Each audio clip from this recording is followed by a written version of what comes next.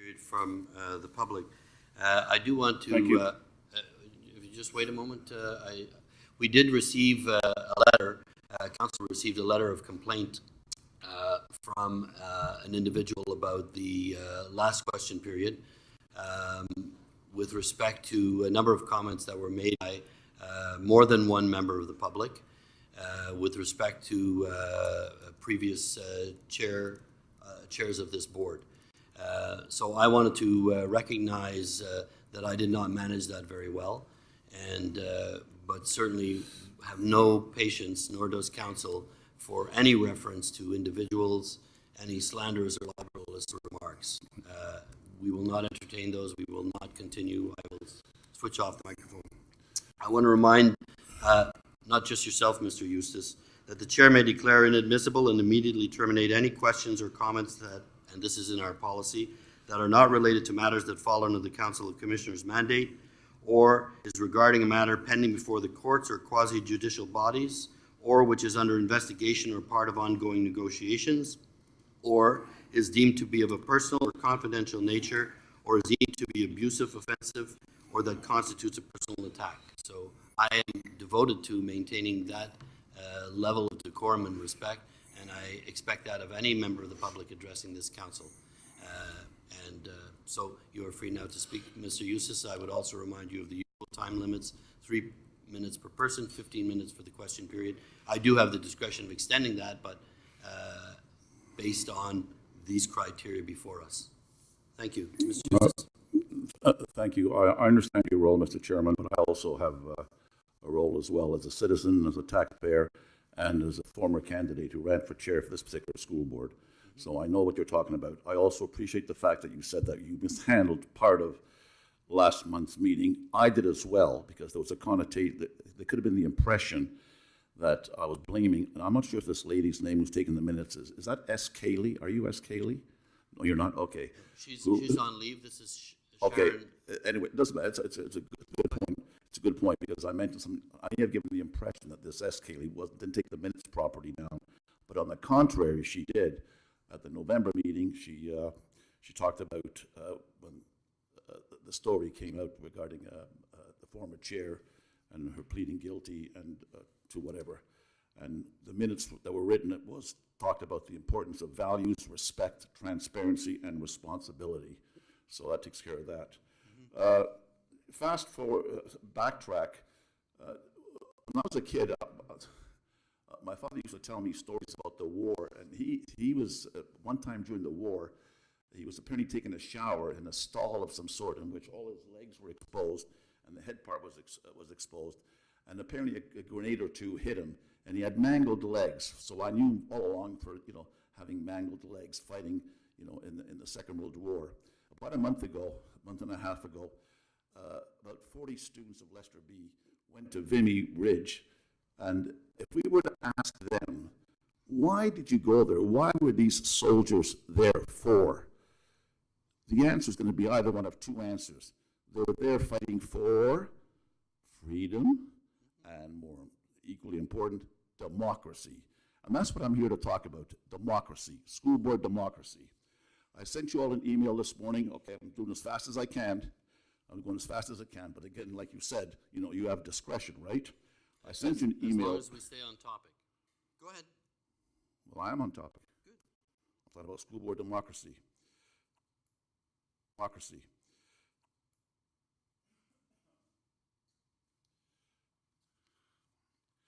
You'll be taking soon a vote on the new code of ethics adoption. I am totally against it for the following reasons. Number one, Education Act Article number 168 says nothing about a chairperson who bans somebody from speaking at public meetings like this for a period of 35 months, while the rest of the commissioners see this month in, month out, year in, year out, and do nothing about it. Because the law says, Article 168, that a public question period must be allocated. Secondly, Article 175.1, commissioners do have the freedom to speak. It's part of their speech is inherent in the commissioner's function.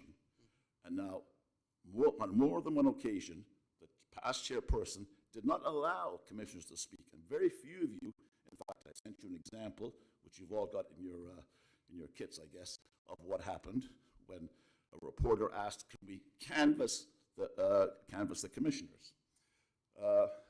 Another point, very fast, regarding the legal fees that were the $82,000 that were spent for the past chair.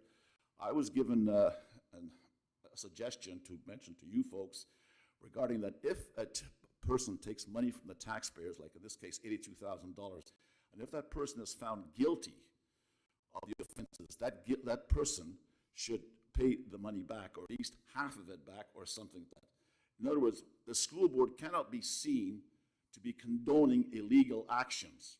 This was a recommendation from retired McGill professor John Bradley. Another point that I want to make an issue of is the fact that you folks asked for a public consultation, in which 19-20 of us did. This is my public consultation. 4 pages are missing. Sentences are crossed out. Who crossed out those sentences? Who took out the 3 or 4 pages? And I gave you examples where I sent briefs to the government, 40, 50 pages. Nothing was tampered with. You tampered with the law. You tampered with democracy. You tampered with the public consultation. You made a mockery out of it. So I'm asking the question, and I'm almost finished, who decided to whip out 3, and I want to show this so everybody can see it, crossed off, dealing with Articles 168 and 175. Who crossed them out? I've asked the question 4 times. Anybody? Who crossed them out? Well, are you waiting for the answer, or are you finished? Well, yeah, I am waiting for the answer. Okay, so are you finished your No, I'm question? not- I'll not respond quite, to not quite. the summary of your comments. Not quite. So I'm have asking, a short because of period of that, it's going to be finished right now. So I'm asking you, it's because of this type of conduct, where you go around the school board here, these tactics of messing around with democracy, I'm asking you straight that this new code that you've got does nothing for democracy. So I'm asking you to do the honorable thing. Do not adopt this draft code of ethics. It does very little for school board democracy. It does very little for accountability. It does very little for ethics. And most important of all, it does very little or nothing for your dignity. So what's the answer to my question? Who crossed this out? Well, if I go in order, I just wanted to address some of the remarks you made. First of I all, just asked one question. well, certainly I'm free to address your remarks as well. If you can, but the fact still remains is how can you address it? The fact is that there's nothing in the new code of ethics that answers my points. I'll get to it if you'll allow Go ahead. Yeah, thank you. First of all, in terms of democracy, it's something we believe very strongly in and practice very strongly. Second of all, the amounts that you referred to are I don't know where they are, but that's an amount that you've estimated. But those amounts and the protection of commissioners, as with employees who have collective agreements and other associations, are protected against legal action, as was the chair, and that's provided for in the Education Act. I think you'll note when we move the resolution for the new ethics policy, I think it'll be quite clear in that policy that there are limits being made by council or suggested by council that were not there previously, as well as a clear distinction of the sanctions that are possible, which were not clear in the last policy, as well as a clear description of the process and of everybody's role in that process of complaints and study by the commissioners, Commissioner of Ethics. The policy has been reviewed by administrative associations and groups. It has been reviewed by council, reviewed twice. The recommendations, many recommendations, have been included in it.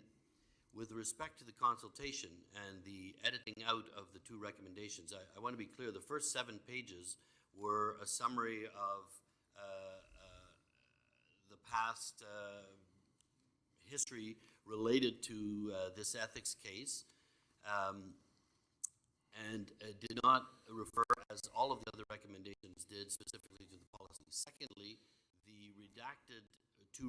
recommendations you have, and I'll share them now publicly. One is that the council would immediately take a motion of non-confidence in the chair. Has got nothing to do with the policy. That has to do with rules of procedure. So if you have comments about the policy on rules of procedure, they should be addressed to that policy. But as I said at the beginning, neither slanderous or libelous remarks which permeated those first 7 pages and the first 2 recommendations you made, they're not going to be tolerated as a public discourse, nor will we publish those as part of thing. And we would edit those. It's not about you, Mr. Eustace. It's really not all about you. It is. We would edit those from anybody's remarks. If any other association, school, a member of the public had made libelous remarks in those commentaries, we have an obligation to protect people's dignity, privacy, and good name, and we will continue to do so. Mr. Burke. It was, and in direct answer to your question, it was I who removed those. You did it, okay. I did. I understood that you did it because you are a very strong supporter of the past chair, in fact. I'm a very strong supporter of democracy, sir. Oh, yes. And so, by the way, regarding the consultation document I handed in briefs, I double-checked the papers. When you went to public consultation, none of my comments were defamatory, hateful, racist, xenophobic, sexist, or rude, okay? If I gave a 4 or 5 page background, that's because I know exactly what's happening in this particular school board since day one, where parents are fighting with commissioners, especially the old commissioner, regarding a code of ethics. So I simply put a chronological order of things so people get a clear picture of what's going on. And what you have done personally yourself in this particular case, by crossing out, which I was dealing with 2 acts which are in the Education Act, 168 and 175. And as far as making slanderous comments goes, the slanderous comments didn't come from me, didn't come from you guys. Apparently, according to all the reports and the ethics commissioner, the slanderous comments came from the past chair. That's what you should be thinking about. Thank you. Thank you, Mr. Eustace. Are there any other questions from the public? Just 3 or 4 quick points. Sure. I noticed, I don't have them right now. Sorry. The hard copy of the minutes of last month are here. I noticed that on the website, they're always about minimum 3 to 4 months behind. I don't understand why, when you have hard copy minutes, you just simply take the PDF or whatever it is and slap it on. Is there something I'm missing here? Well, I'm not sure why that happened, but Ms. Derry brought it up in caucus before council meeting this evening, and I'm assured that it will be corrected. Madame Dugré, do you want to address the question? Yes, actually, we were a month behind because they get approved at the next council meeting, and then they have to be signed before we post them. Oh, I see. So there's another delay there. Okay, so let's look at trying expediting that. Yes, Mr. Eustace. I understand about the 1 month business, but I don't understand 3 or 4 months. Secondly, about a month and a half ago, many people handed in budget consultations and you got your responses. It says on the website, all budget consultations for the year 2017. Correct. But you see, when you press the button there, it's not the budget. It's the code of ethics.